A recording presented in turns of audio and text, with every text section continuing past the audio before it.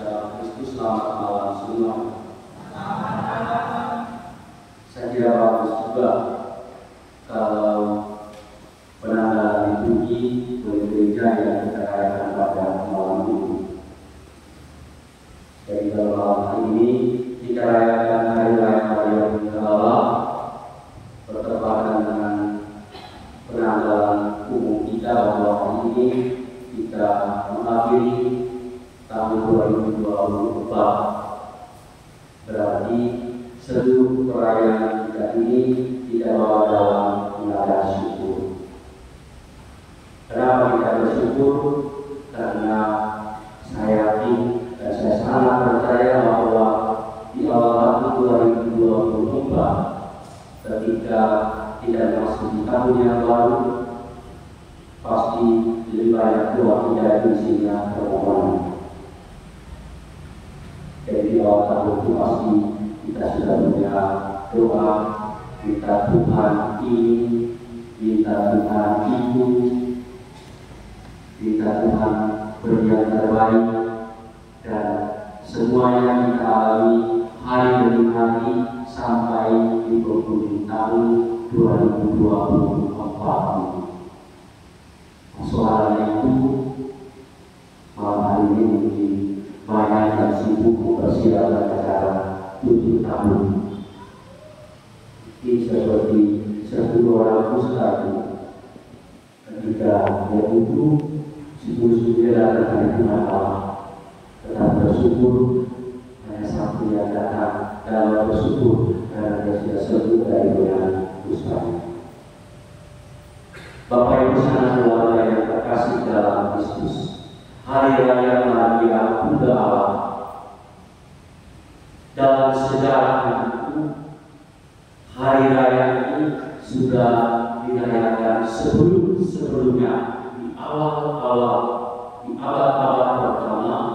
Nama Maria dan penghormatan khusus kepada Maria mendapat tempat yang kedua di dalam gereja setelah putranya Tuhan Yesus. Persoalan mulai muncul pada abad-abad ke-3 dan yang ke-4. Pada waktu itu ada seorang uskup di Konstantinopel namanya Uskup Nestorius. Dia punya aliran itu namanya aliran Nestorian. Mempersoalkan kenapa gereja memberikan gelar Maria Bunda Allah, Maria Theotokos, Maria Mater Dei. Nestorius sebagai uskup pada waktu itu dia tidak bisa menerima karena semuanya ini berhubungan dengan Yesus. Apa yang dikatakan oleh Nestorius? Dia katakan bahwa Maria hanya melahirkan Yesus sebagai manusia biasa sama seperti manusia-manusia yang lain. Yesus tidak dilahirkan sebagai seorang Allah. Dia menentang ajaran sebelumnya dan dia mengatakan dengan keras bahwa tidak mungkin Maria mendapat gelar Bunda Allah karena dia hanya melahirkan Yesus sebagai manusia yang biasa.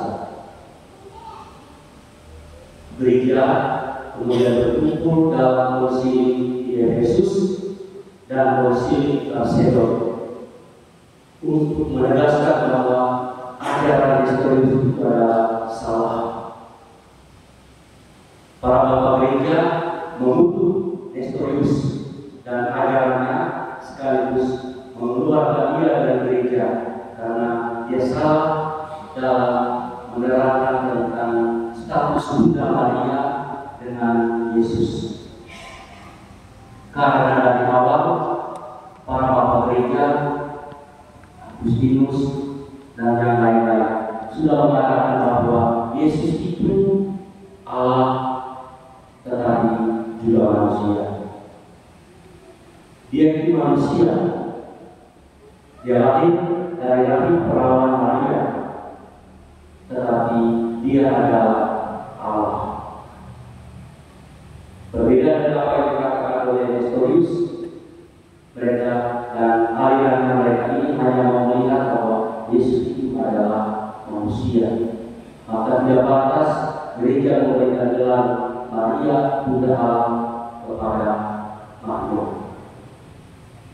Gereja punya alasan, para bapak gereja punya dasar untuk membela bahwa Maria adalah Bunda Allah. Mereka menguji kata-kata Elizabeth ketika Maria mengunjungi Elizabeth. Ketika salah Maria sampai ketika Elizabeth, spontan Elizabeth mengatakan, siapakah aku ini sehingga ibu Tuhan datang mengunjungi aku. Itu sudah sebelum kitab suci ditulis, Elizabeth sudah mengatakan bahwa yang dikandung oleh Maria itu adalah Allah, maka Maria adalah ibu Tuhan.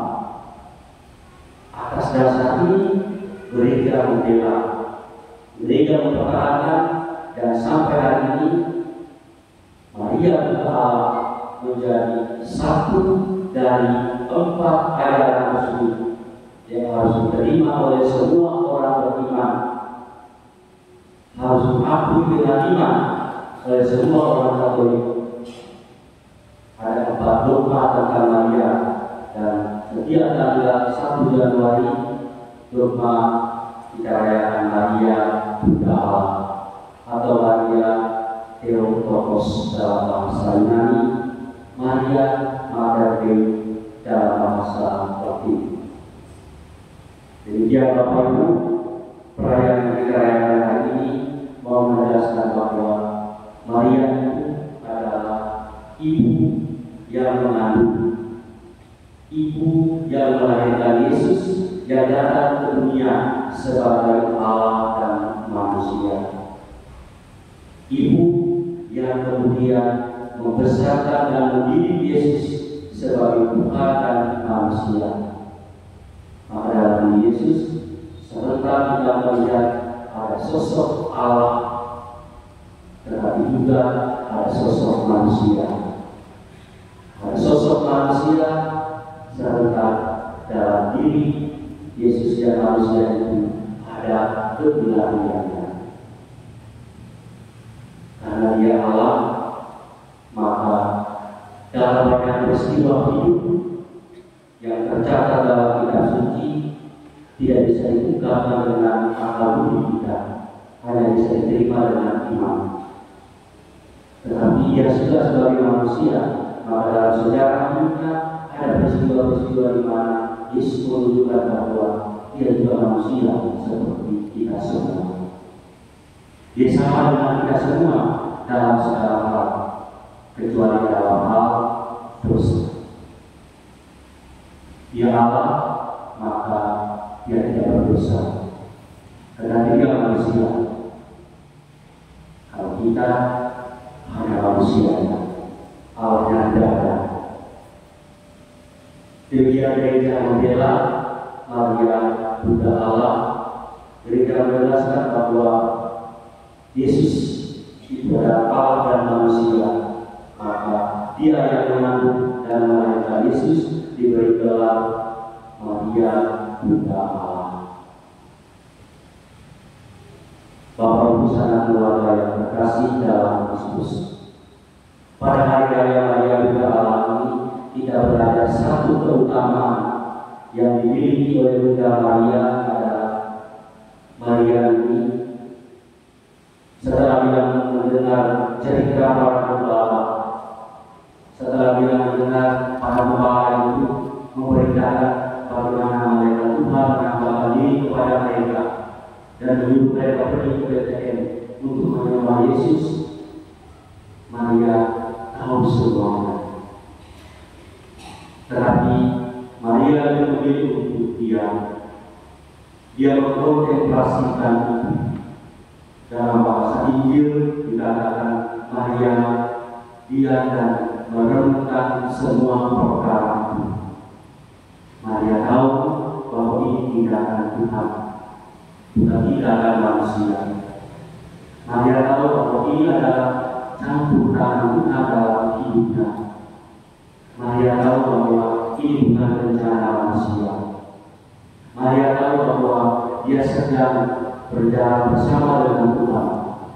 Dia tidak berjalan sendirian. Maka semuanya yang bersifat misteri itu, yang bersifat rahasia, diterima oleh Maria dengan iman, dan kemudian dia merenungkannya, mengkontemplasikannya, membawakan dalam doa sambil merenungkan apa rencana Tuhan bagi dirinya.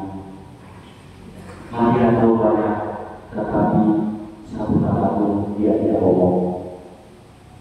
Kembali dengan kita, tahu sedikit, tetapi seakan-akan sudah menguasai surga dan dunia. Tahu sedikit, dan seakan-akan sudah menjadi panitia kerajaan surga. Tahu sedikit, tapi seakan-akan kunci surga itu ada di dalam kita. Tidak ada pada Maria. Tahu banyak, tetapi bukannya dia kontemplasi, membawakan dalam doa, merenungkannya, sehingga pada waktunya bisa mengatakan apa yang menjadi rencana atas hidupnya. Kita bersyukur kepada Tuhan karena sepanjang tahun 2024 Bunda Maria yang kita hormati, Bunda Maria yang selalu menemani hari-hari hidup kita. Kita bersyukur karena doa Bunda Maria selalu menyertai langkah demi langkah hidup kita. Kita bersyukur karena ibu kita ini selalu mendoakan kita semua, walaupun kadang-kadang kita lupa mendatang kepada dia, tetapi sebagai ibu yang tahu, dia tahu pasti dia selalu mendoakan anaknya. Dia tidak mau anaknya itu terandung. Dia tidak mau anaknya itu jatuh. Dia tahu kapan anaknya itu mengalami kesulitan. Dia tahu kapan anaknya mengeluarkan air mata. Sebagai ibu yang baik, dia tahu semuanya. Dan kita bersyukur sekali lagi karena di sepanjang tahun 2024, ibu yang baik ini selalu mengiringi langkah hidup kita dengan doanya.